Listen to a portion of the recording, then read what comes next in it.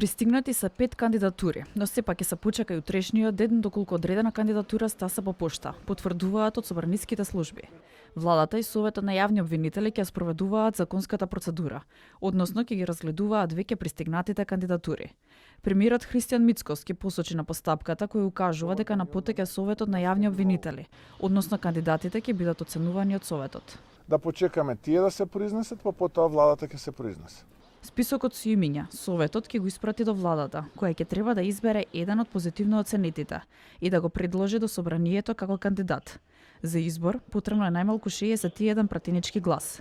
Претходно собраниски извори за ТВ24 потврдија дека меѓу пријавените кандидати од вчера е обвинителката Ленче Ристоска, а таа ни ја потврди информацијата.